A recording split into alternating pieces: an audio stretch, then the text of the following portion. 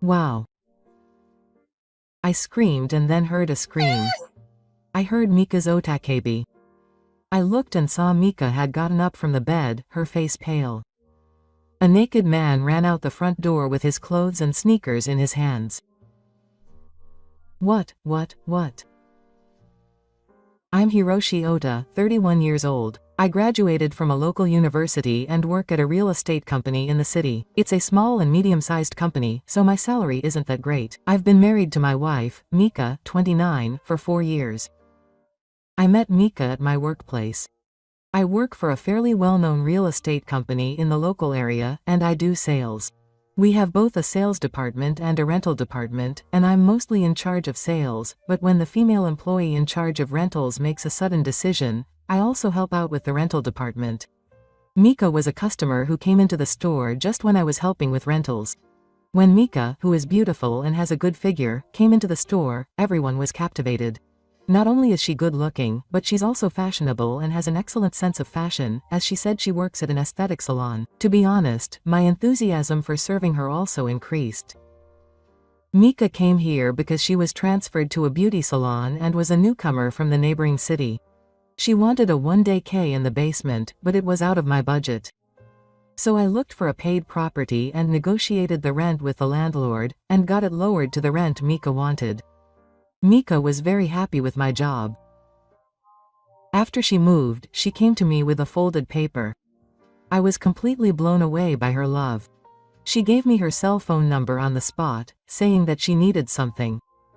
The next day, I invited her out for a drink, saying that I was grateful for the sweets, and she readily agreed. Mika had just broken up with her ex-boyfriend, so she was feeling down and wanted to know about this town, so she relied on me. We went for drives and to the movies, and before long we became close and naturally started dating. Everyone turned their heads when I walked around with Mika. A friend we met by chance teased us about the Beauty and the Beast, but I thought it was more of a compliment. I was definitely the one who followed her, so I was the one who proposed to her. I've always loved children and wanted at least 3, but Mika seemed to think 1 or 2 would be enough. We tried hard to have a baby, but it was hard to get pregnant. Still, we loved each other with all our hearts. Mika was as beautiful as ever, a good cook, and a versatile housekeeper, so our married life was perfect. I was happy, but then things suddenly changed. 2 months ago, something terrible happened to Mika. On that day, Mika met up with a high school classmate for the first time in a while and went on a drive with her at the wheel. Mika was making lunch using her cooking skills. She made Hishino bunma, after all. Even though she was in a hurry to go out, she made me a lunch, and I was completely overwhelmed by her kindness. That's the best thing about Rika. Oh, that's obvious. You work for the 2 of you. I opened Mika's homemade lunch in the break room during my lunch break. The lunchbox was filled with colorful tamagoyaki, rolled omelet, grilled fish, simmered dishes, and more. As I was eating each one, my smartphone rang. I stopped eating and looked at the screen, and it was a call from Mika. It's rare for someone to call me while I'm at work. Thinking that it must be something serious, I put down my chopsticks and immediately touched the screen. It's Mika. What's wrong? Then I heard Mika's voice, which was different from usual, and I didn't know what was going on. On the other end of the phone was Mika, who seemed scared of something and looked like she was about to burst into tears. What's wrong, Mika? Did something happen? My heart started beating hard. What should I do? What happened? What on earth happened to me? I was in an accident? I was in a traffic accident. What, a traffic accident? I didn't know what was going on and my head was in a mess. I heard that a friend was driving, but how did the accident happen? Still, Mika was talking properly, so she must be okay for the time being. Where are you now? I'm in an ambulance heading to the hospital. I panicked when I heard the word ambulance. Is your injury serious? Get strong. It hurts. It hurts. Mika's leg is sobbing. Is she okay? The phone was cut off after that. After hanging up the phone, I couldn't do anything and just wandered around the break room. About 30 minutes later, I got a call from the hospital. It was a nurse from the hospital where Mika was taken. According to the nurse's explanation, Mika was in a friend's car when she was rear-ended by a cart and broke her leg, and she also had symptoms of upper impact. She told me to come to the hospital because they were going to operate on her leg. Anyway, I decided that it was good that her life was not in danger. Besides, if she was going to have surgery, it must mean that she had a chance of recovery. I rushed out of work and rushed to the hospital. When I arrived at the hospital, Mika was already in the operating room. While the operation was being performed, the nurse explained to me and I wrote documents such as consent forms. Mika's friend, who was driving, suffered less severe injuries than Mika and was not in any danger of dying, but was taken to another hospital for examination. Mika's surgery took about 2 hours. Mika was sleeping soundly on the stretcher. According to the explanation of her wishes, she would rest for a few days and then start rehabilitation, so she would be able to leave the unit in a month. Every day after work, I went to visit her and encourage her. To be honest, I was lonely on the days when I couldn't see her. As the hospital explained, Mika was able to return to her home alone in a month. However, my relief was short-lived, and the day after she left the unit, Mika could no longer walk. Mika was able to stand by holding onto the table, but she could not take a step. I was shocked at Mika's condition, as I believed she would be able to return to her previous life. She had been doing rehabilitation at the hospital and was able to walk, right? I couldn't hide my impatience and asked her, but Mika sat down on the bed. Aika suddenly covered her and started crying bitterly. I was forced to walk. That's why it got worse. Is that so? The doctor was horrible. I can't walk anymore. I was at a loss as I stroked Mika's back as she broke down in tears. Well, I'll take you to the hospital again tomorrow, so let's have them take a good look at you again. I urged her. That's the only way. But Mika shook her head. No, if you go back to that hospital, you'll be in trouble. I'm definitely not going. But that's not going to be the case. Because what are you going to do from now on? Hiroshi. I'm going to rehabilitate myself, so you can't leave me here. I learned how to rehabilitate myself because I was forced to do it so many times at the hospital. I'll rehabilitate myself here and do my best. I see. If that's what you want to do, Mika. Thank you, Hiroshi. But, you know, preparing meals and taking baths, right? You can't do that. You don't think you'll be able to do yourself or the housework for a while. That's right.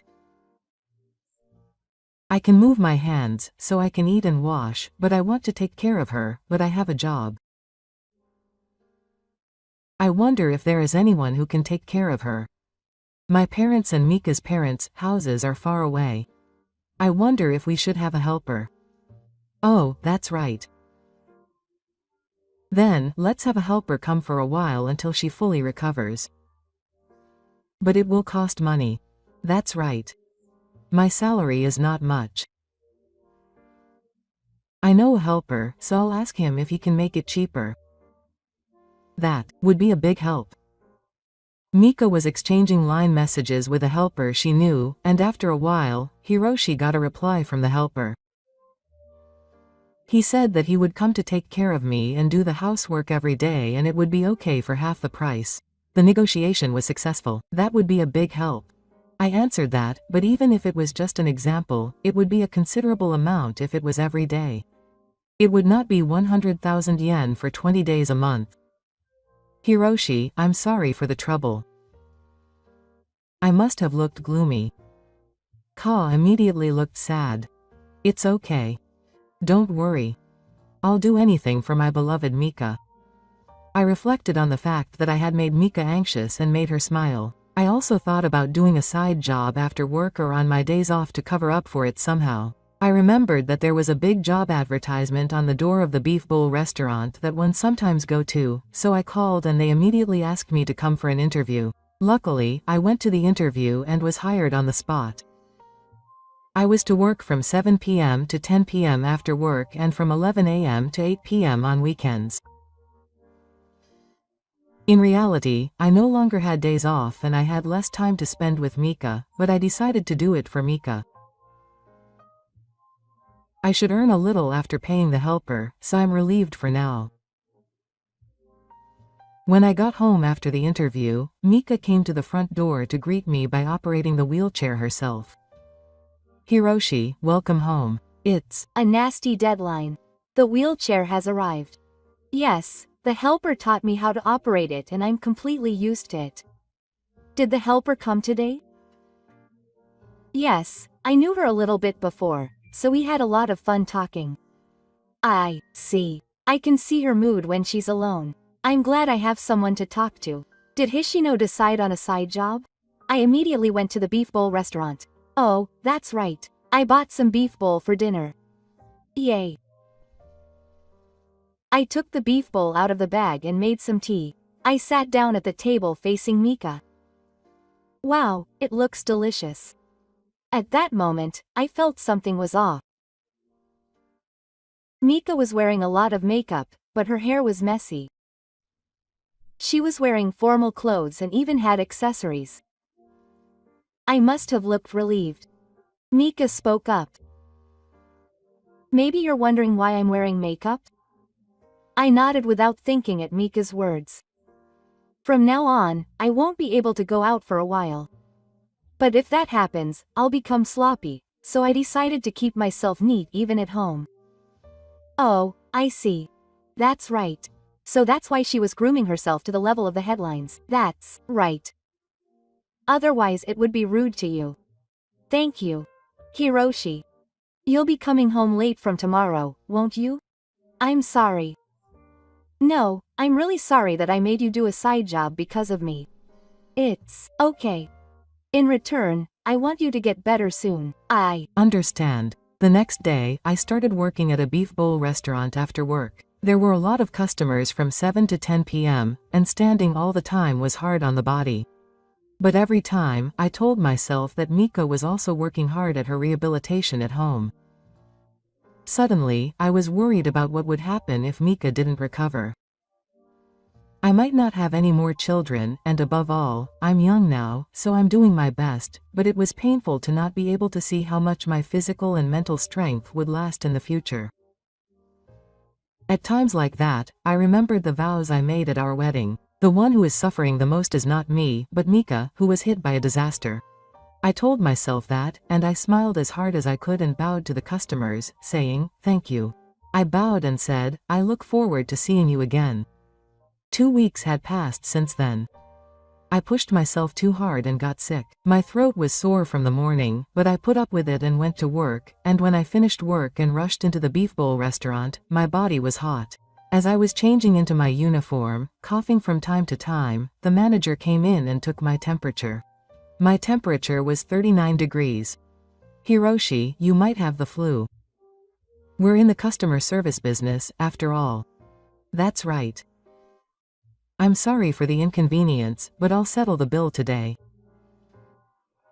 "I'm sorry you're leaving, but your health comes first. Don't push yourself too hard." "Yes, thank you." I bowed my head and decided to go home. After 7 p.m., I managed to get home, staggering around. I unlocked my apartment and entered the front door, and I noticed a pair of famous brand men's sneakers that weren't mine. Is the helper here? I'm sure I heard that she was only there during the day, but is she still taking care of me? I thought the helper was a woman, but judging from the sneakers, she seemed to be a man. Now that I think about it, I haven't said hello to the helper yet. She takes care of Mika and does the housework every day, and even cuts her bill by half, so I have to say something. When I opened the door and entered the living room, there were 2 dirty dishes on the table and 2 wine glasses with red wine left on them. I was stunned. Huh? Was Mika drinking wine with someone? That means it's not a helper. That means she was drinking wine with a man who is not a helper. But where did Mika go?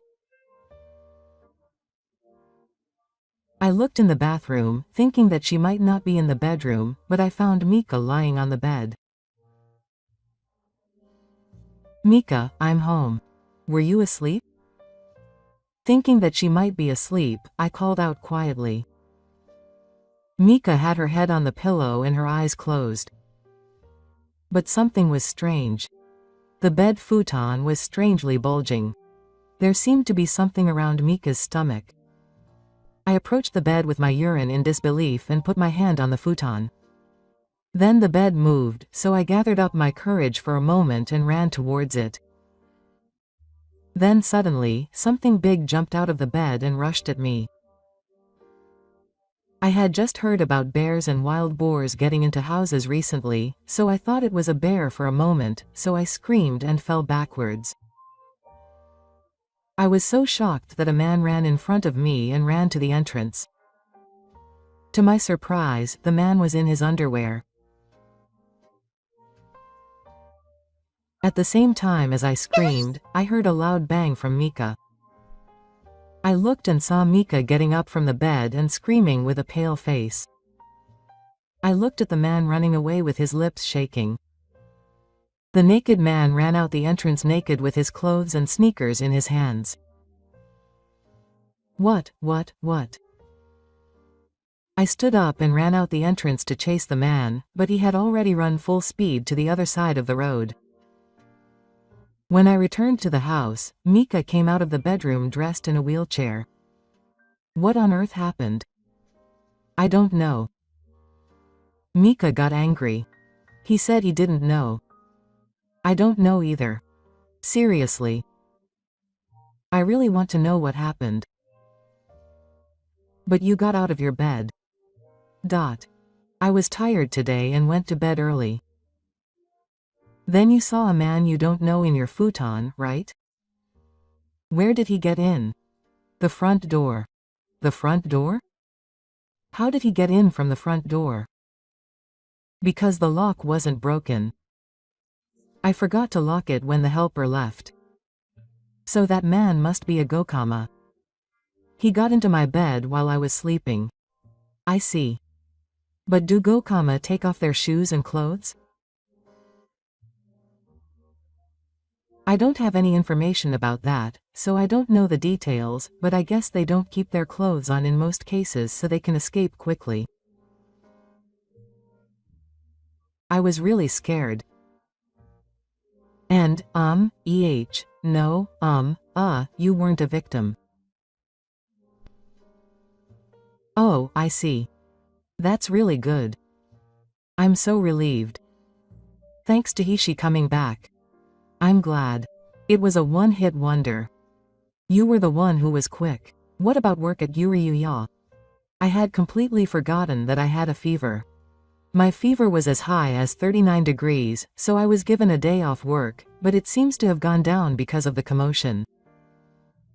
But it might come back, so take some medicine tonight and get a good rest, Hishi. Thank you. But there was one more strange thing that remained unsolved. Why are there 2 plates and glasses? Oh, that's it. I noticed Mika's eyes wandering for a moment, but she went to the bathroom as if she was running away. When she came back from the bathroom, she had regained her usual composure. So, if you knew about this plate, would you be so concerned about it? Because this situation is too much. Maybe you're suspicious of me? No, it's not, but she came to visit me. Younger sister? Yes, that's right. But wasn't she overseas? That's my first younger sister. The one who came to visit me was my second younger sister. I see. I'm relieved. Hishi. Ah, yeah. Convinced by Mika's explanation, I put the plate and glass in the food processor, wondering if 3 coincidences could ever happen at once. I was actually a half-god. When all 3 of these, a sudden visit from my sister, forgetting the key, and being attacked by a familiar man, are all lined up, I feel like the story is too good to be true. Let's take Mika to the police. I dared to say it. However, Mika strongly opposed it. Absolutely not. She made a fuss about not reporting it to the police. Why? He tried to attack Mika and put her in a scary situation. Don't you hate him? I hate doing it, but I hate being asked all sorts of questions by the police. You understand, right? But I can't forgive the person who put Mika in danger. Let's forget about it now. There was no harm done. I was suspicious of Mika, who was so overly opposed. I had a feeling that if I let it go unresolved here, I would miss something important. When I filed a police report, the police came to my house. Mika said that she had gone to the police with a blue shark look on her face. I said I'm sorry, but this is a serious criminal case, so I contacted her, and Mika glared at me saying it was terrible. The police officer started asking Mika about the situation at the time.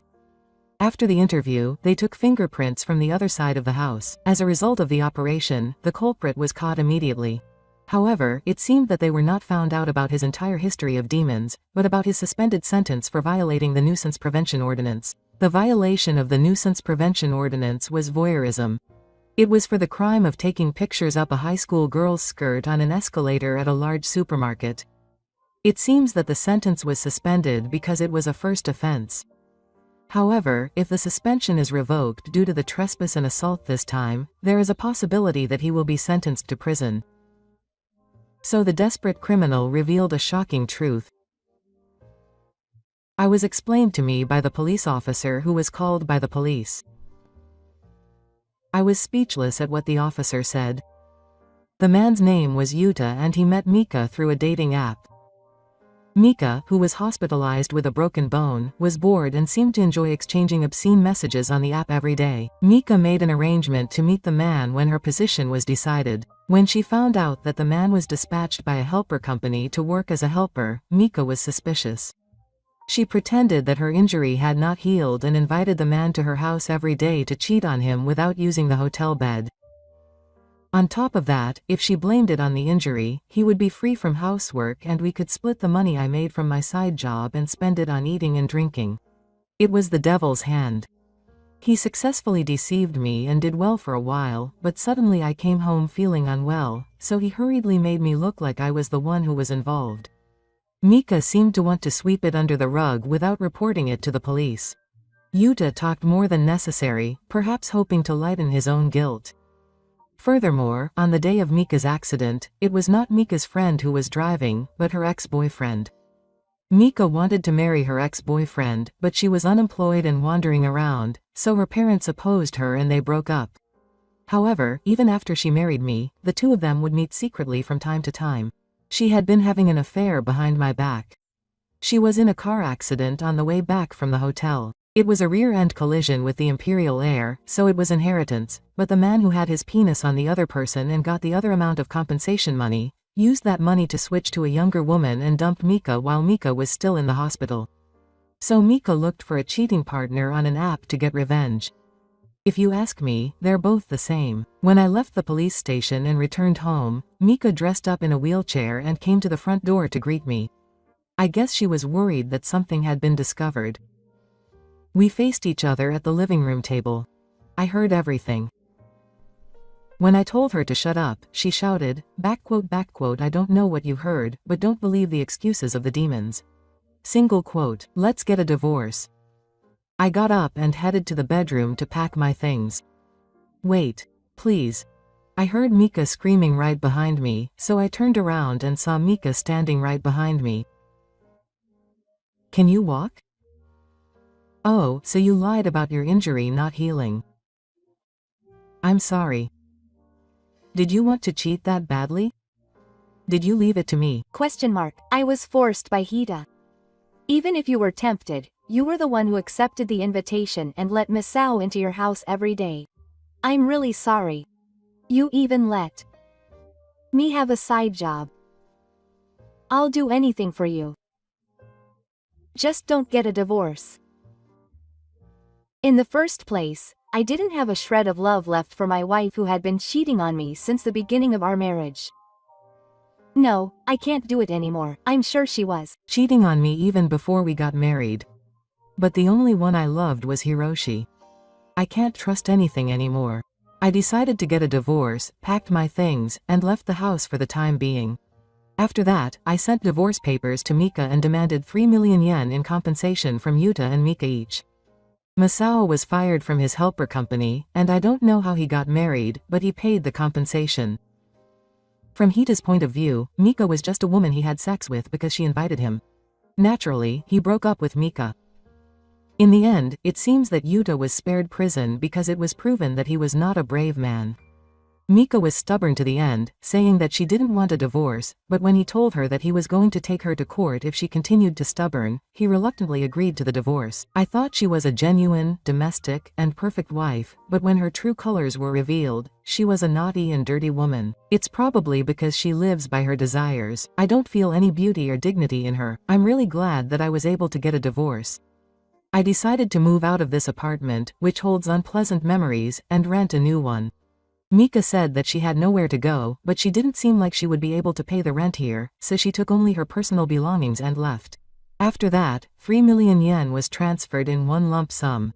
The source of the transfer was Mika's father. When I checked by phone, I found out that her father had apologized many times for Mika's misfortune and paid the compensation on her behalf. I'm sorry. I'm sorry for causing you trouble just because I was harmless.